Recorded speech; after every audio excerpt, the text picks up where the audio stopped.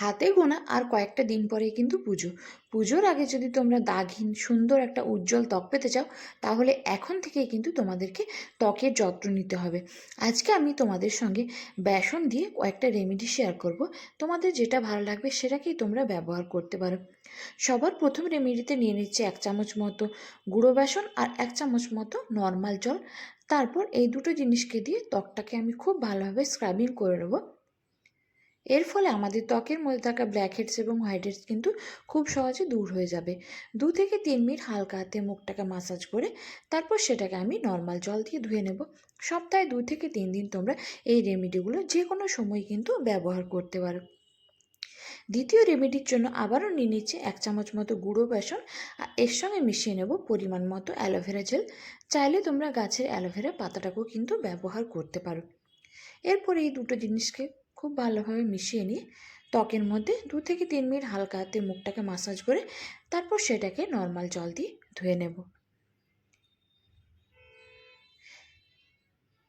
এর পরের রেমেডির জন্য আমি সবার প্রথমে ফেসটাকে খুব ভালোভাবে নর্মাল জল দিয়ে ধুয়ে নিচ্ছি। চাইলে তোমরা যে কোনো ফেস ওয়াশ দিয়েও কিন্তু রেমেডি ব্যবহার করার আগে ফেসটাকে পরিষ্কার করে নিতে পারো। এরপরের রেমেডিতে আমি বেসনের সঙ্গে অল্প পরিমাণে নারকেল তেল, মধু আর গোলাপ জল মিশিয়ে নিয়েছি। তারপর এই তিনটে জিনিসকে খুব ভালোভাবে মিশিয়ে হালকা হাতে মুখটাকে খুব ভালোভাবে মাসাজ করে নেব। আমি আমার ত্বকের যত্নে যা যা রেমেডি করে থাকি চেষ্টা করি সেগুলোই তোমাদের সঙ্গে শেয়ার করার। পুজোর আগে এখন থেকে যদি তোমরা ত্বকের যত্ন নিতে শুরু করো, তাহলে কিন্তু তোমাদের ত্বক এমনিতেই সুন্দর হয়ে যাবে। অল্পখানি মেকআপ করলে তোমাদের ত্বক ভালো লাগবে।